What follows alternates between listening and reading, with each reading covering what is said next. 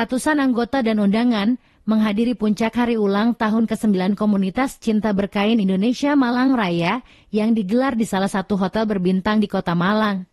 Acara tersebut menghadirkan berbagai macam pertunjukan seni dan budaya dengan tema Singasari yang menjadi cikal bakal dari berbagai kerajaan dan budaya besar di Indonesia. Komunitas Cinta Berkain ini menurut Ketua Pelaksana Kegiatan Nani Arwati berusaha konsisten untuk melakukan edukasi dan kampanye penggunaan kain Nusantara. Digelar di Lancer, luar biasa. Ini merupakan satu spektakuler dari KCBI, ulang tahun KCBI mulai dari ke-1, ke-2, dan sampai ke-9 ini. Saya tidak menyangka dengan persiapan yang sangat singkat, tetapi semua kru, semua tim, semua volunteer bekerja sama luar biasa tanpa pamrih, jadi melebihi batas. Akhirnya bisa totalitas seperti ini dan semua yang kita ajak kerjasama itu responnya luar biasa, bagus itu. Untuk membedakan spesialnya acara hari ini dengan ulang tahun KCBI dari tahun-tahun sebelumnya itu apa itu? Sebenarnya mungkin mungkin karena angka 9 itu identik dengan yang tertinggi, is the best. Juga selama ini kan kami masih proses pendewasaan ya, jadi semakin tahun semakin dewasa. Jadi siapa tahu nanti tahun ke depan yang ulang tahun yang ke-10 lebih cantik lagi, lebih meriah lagi. Dalam hari ulang tahun ini, Nani juga mengapresiasi kiprah para pengurus atau anggota, serta dukungan dari sponsor yang kompak untuk mensukseskan kegiatan ke-9 tahun Komunitas Cinta Berkain Indonesia.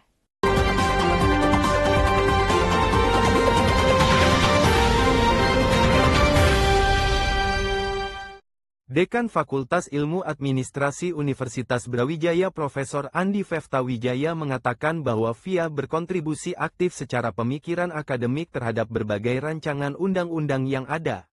Saat ini menurut Andi terdapat 3 rancangan undang-undang yang saling berkaitan yaitu KUHP, Kejaksaan dan Kepolisian. Untuk itu pihaknya menggelar diskusi pakar untuk memberikan masukan bagi harmonisasi rancangan undang-undang tersebut. FGD hari ini pada intinya kan salah satu kontribusi dari kami di perguruan tinggi dan akademisi ya, untuk memberikan masukan terhadap rancangan undang-undang yang ada. Karena kita kan ada RUU KUHP, kemudian kita ada RUU Kejaksaan, dan juga nanti ada RUU Kepolisian.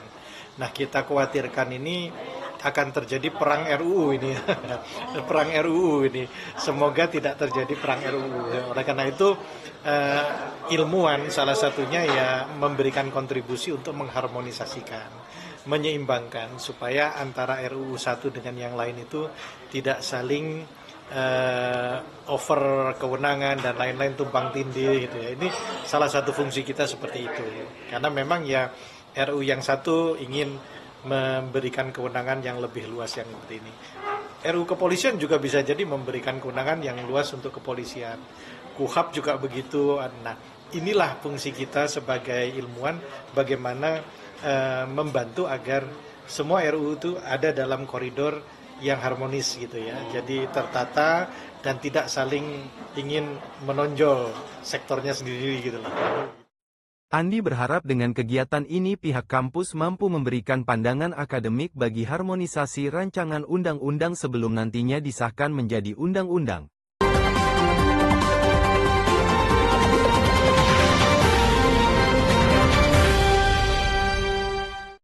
Keberadaan sekolah sepak bola UB82 yang saat ini vakum menjadi perhatian para alumninya dan Universitas Brawijaya. Salah satu alumni yang saat ini menjadi guru besar MIPA UB Profesor Sukir Marianto mengatakan bahwa pihaknya mendorong semua pihak di UB agar dapat menghidupkan kembali SSB UB82. Sukir mengaku sudah berkomunikasi dengan para alumni serta pemain sepak bola asal Malang yang aduk timnas. Stakeholder itu kita manfaatkan untuk melaksanakan pertandingan pertandingan persahabatan. Dan ini yang pertama, tapi mungkin nanti akan disambung lagi dengan beberapa kegiatan kerjasama. Ya mungkin diawali nanti mungkin kita akan mengajukan semacam sponsorship untuk mengikuti kompetisi seratin ataupun inisiasi atau UB82 Ribbon ya. Kebetulan kita sudah punya fasilitas, ini ada stadion, kemudian di situ ada mungkin akan kita jadikan kelas, kemudian official kantor dan sebagainya. Ini nanti kan kita up untuk menjadi UB82 karena kita alumni UB82 kita sudah kontak semacam Bustomi, kemudian Arif Suryono dan sebagainya itu kita sudah diskusi informal dan nanti akan kita undang di kampus untuk kita memformulasikan SSB UB82 yang akan kita ribon di Stadion Dieng kampus ini. Sukir berharap agar sekolah sepak bola UB82 bisa kembali dihidupkan kembali dan mampu melahirkan pemain sepak bola profesional.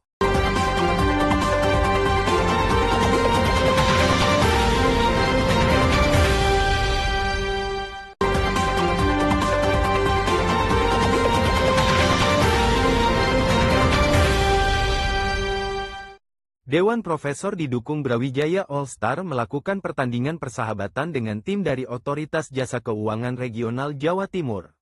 Pertandingan digelar dalam 3 babak dengan durasi 30 menit setiap babaknya. Sedikitnya 3 guru besar UB tampil sebagai penyerang yaitu Profesor Sukir Marianto, Profesor Chandra Fajri Ananda dan mantan Rektor Profesor Muhammad Bisri. Ketua Dewan Profesor Sukir Marianto mengatakan bahwa kegiatan ini untuk menjalin sinergi antara UB dengan OJK. Ini adalah game ataupun friendly game ya antara Dewan Profesor plus UB All Star yang biasa latihan di minggu sore dengan OJK Regional Jawa Timur. Jadi ini adalah pertandingan persahabatan ya untuk inisiasi untuk mempererat kerjasama ke depan. Ada beberapa hal yang mungkin nanti bisa dikembangkan menjadi kerjasama bilateral ya antara OJK dengan Universitas Brawijaya diawali dari permainan sepak bola ini karena kita kebetulan dari dosen profesor di UB itu ada yang menjadi pengawas di OJK sehingga kita yang di Dewan Profesor yang suka main sepak bola melaksanakan pertandingan sepak bola. Melalui kegiatan ini diharapkan dapat meningkatkan keakraban dan sinergi antara dua belah pihak.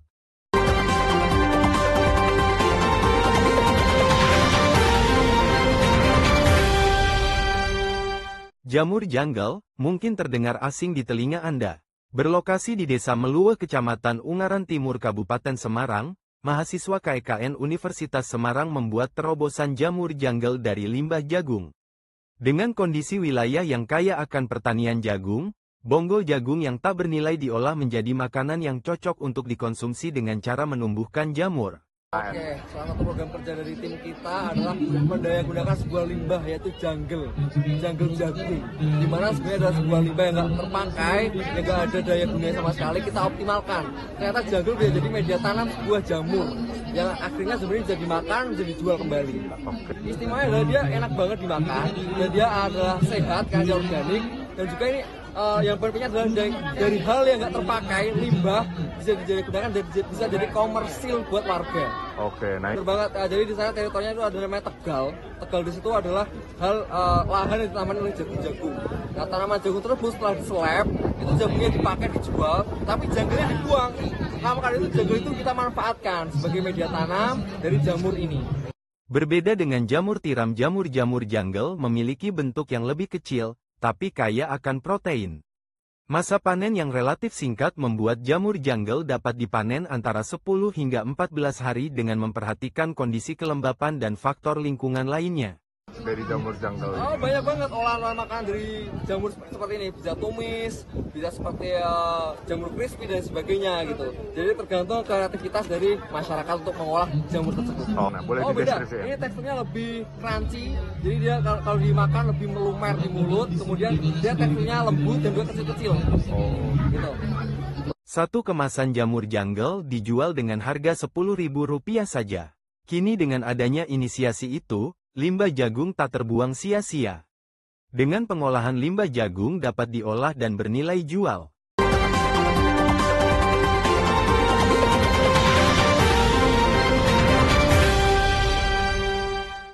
Fakultas Kedokteran Hewan UB mengambil sumpah 89 dokter hewan baru pada Selasa 11 Februari 2025. Para dokter hewan ini selanjutnya siap bertugas untuk melayani masyarakat dan juga sektor industri. Dekan Fakultas Kedokteran Hewan Dr. Hewan Diah Ayu Oktaviani mengatakan bahwa tahun ini pihaknya mengambil tema Baswara Apramada yang berarti terang dan hati-hati. Dia berharap para dokter ini mampu memberikan sinar terang kepada masyarakat dengan kehati-hatian dalam berkiprah secara profesional. Pelantikan dan pengambilan sumpah dokter hewan periode 20 di Fakultas Kedokteran Hewan pada tahun ini, kami mengambil tema dari bahasa Sanskerta, yaitu Baswara Apramada, di mana Baswara itu artinya adalah sesuatu yang berkilau dari bahasa Sanskerta atau bercahaya terang. Sedangkan untuk Apramada sendiri itu berarti kehati-hatian, perhatian, dan juga ketelitian dan kesadaran. Jadi dari tema ini kami berharap filosofi yang diangkat ini adalah para dokter hewan yang pada hari ini dilantik nanti akan menjadi seorang dokter hewan yang mampu memberikan cahaya atau penerangan di masyarakat, sekaligus juga memiliki sifat kehati-hatian dalam menjalankan peran dan tugasnya sebagai seorang profesi dokter hewan, seperti itu. Pada kesempatan ini dia menjelaskan bahwa jumlah dokter hewan baru yang diambil sumpah adalah 89 orang yang menjadi bagian dari 1.399 dokter hewan yang sudah diluluskan.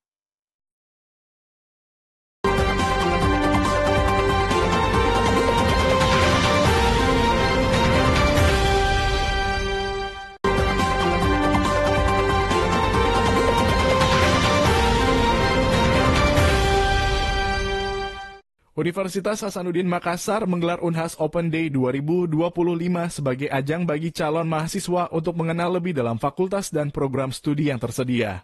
Kegiatan ini berlangsung selama 2 hari dimulai 8 Februari 2025, bertempat di JK Arnatorium Unhas dan menghadirkan berbagai kegiatan informatif serta interaktif. Pada tahun ini ada lebih dari 3.000 peserta dari sejumlah daerah di Sulawesi Selatan hadir dalam WORD 2025.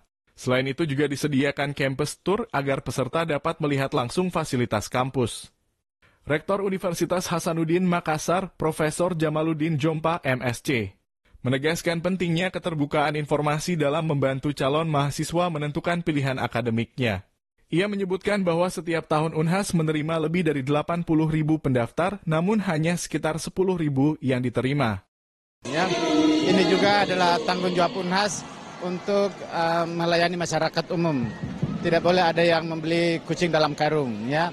Dan tentu juga kita berharap bahwa dengan adanya Unhas Open Day ini, prodi-prodi baru yang selama ini belum diketahui, mereka bisa berminat masuk karena kemudian mereka bisa bertanya, prodi apa sih ini? Misalnya metalurgi. Ngapain sih ada metalurgi? Apa itu metalurgi? Nah, kalau nggak ada acara ini, pasti mereka susah membaca, kemudian mungkin membaca tapi kurang mengerti, sehingga hari ini betul-betul akan menjadi momen bagi anak-anak kita untuk mendapatkan informasi. Itulah akuntabilitas Unhas untuk keterbukaan informasi publik, untuk supaya mereka bisa tahu apa yang akan mereka pilih nanti. Oke? Sebagai tanda dimulainya Unhas Open Day 2025 secara resmi, Rektor Unhas melakukan pemukulan gong, didampingi Wakil Rektor dan para pimpinan lingkup Unhas. Kegiatan ini menghadirkan berbagai aktivitas menarik mulai dari pameran fakultas, presentasi program studi, hingga pertunjukan seni dari mahasiswa. Sebanyak 17 booth fakultas dan sekolah, serta booth khusus penerimaan mahasiswa baru, beasiswa, dan kelas internasional. Dari Makassar, tim liputan Unhas TV melaporkan untuk UB TV.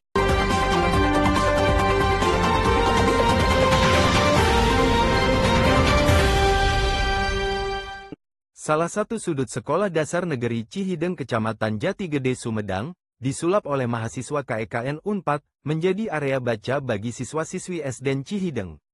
Kegiatan ini merupakan salah satu program yang dilakukan mahasiswa KEKN kelompok 160, peresmian ditandai dengan cap jari oleh dosen pembimbing lapangan Dr. Gumgum Gumilar, Kepala Sekolah SD Cihideng Ateng Spede, serta Ketua Kelompok KEKN 160 Jatigede Aditya Purbawa, yang langsung dapat digunakan siswa-siswi untuk kegiatan membaca.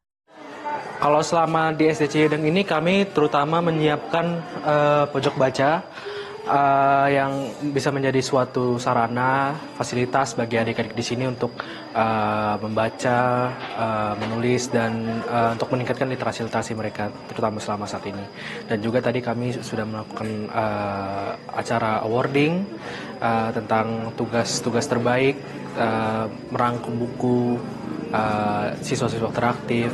Untuk siswa-siswa di sini saya berharap untuk mereka terus bekerja keras, untuk selalu belajar, tidak pernah menyerah, karena saya kira mereka memiliki beberapa cita-cita yang cukup tinggi dan untuk mencapai cita-cita tersebut mereka juga harus menjadi seseorang yang luar biasa seperti itu. Kepala Sekolah SD Cihideng menyambut positif adanya pojok bacaan ini. Dirinya mengapresiasi program KKN Mahasiswa Universitas Padjadjaran. Program dari KKN yang tadi sudah diresmikan ya, mengenai pojok baca, alhamdulillah bagi SDN Cihideng adalah merupakan dampak yang positif ya. Mudah-mudahan setelah adanya pojok baca buku bagi siswa-siswi jadi gemar membaca, gitu. Jadi gemar membaca lah intinya, termasuk ibu bapak gurunya. Itu aja mungkin ya. Terima kasih ya atas adik-adik KKN yang sudah mengadakan KKN di SDN Cihideng ini. Dosen pembimbing lapangan kelompok KKN 160 Kecamatan Jati Gede, Dr. Gunggung Gumilar, menyebut kuliah kerja nyata atau KKN ini sebagai proses penting belajar mahasiswa, serta wujud kebermanfaatan Universitas Padjadjaran bagi masyarakat. Mereka sebenarnya harus belajar banyak dari apa yang mereka lakukan di desa. Keseharian mereka melakukan proses adaptasi saja itu sudah proses belajar yang luar biasa menurut saya. Mereka melakukan pendekatan dengan sekolah, dengan desa, dengan kecamatan, dengan warga di sekitar mereka tinggal, di sekitar pondokan mereka, juga dengan siswa-siswa SD yang menjadi target mereka kegiatan. Itu adalah proses belajar yang sangat penting. Untuk diri mereka juga tentu saja mereka memperlihatkan bagaimana sikap dari mahasiswa UNPAD gitu ya, yang bisa beradaptasi dan juga bisa menyesuaikan dengan masyarakat di mana mereka tinggal. Tujuan dari UNPAD kan punya kebermanfaatan untuk masyarakat sekitar. UNPAD itu ada di Sumedang gitu ya, di Jatinangor. Jati Gede ini juga bagian dari Sumedang. Walaupun kegiatan KKN ini tersebar di beberapa kabupaten, tapi Kabupaten Sumedang tentu menjadi prioritas karena di sanalah UNPAD itu ada. Dari Sumedang, tim liputan Divia UNPAD TV melaporkan untuk UBTV.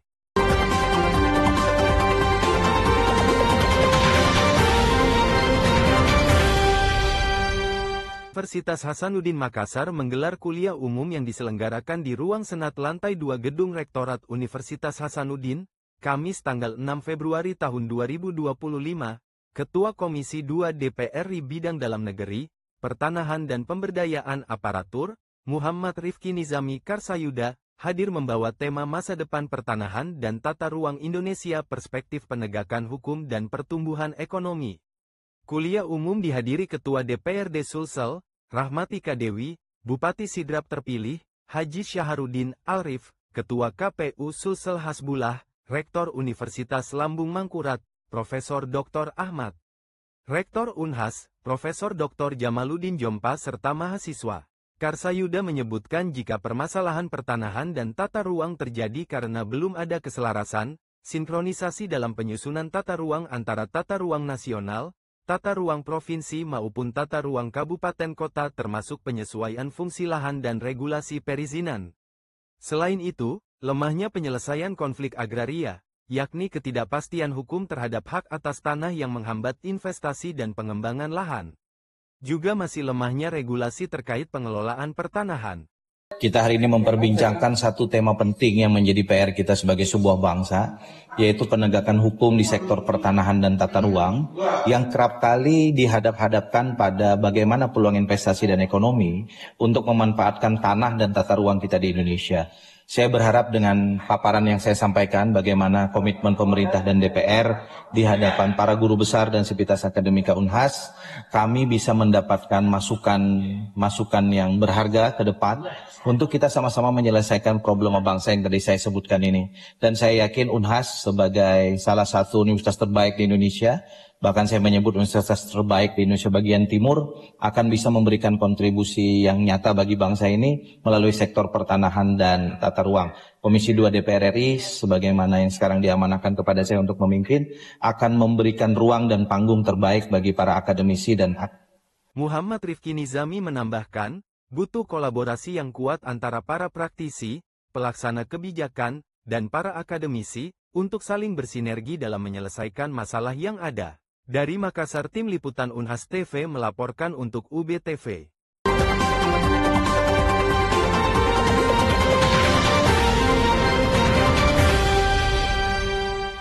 Gimana teman-teman, seru dan menarik sekali bukan beritanya? Saksikan terus program Kampus Plus 62 setiap hari Jumat pukul 14.30 di akun YouTube Official UBTV dan setiap hari Minggu pukul 1 siang di akun official YouTube UBTV Brawijaya. Jangan lupa subscribe, like, dan share video ini agar channel ini semakin berkualitas. Sampai jumpa!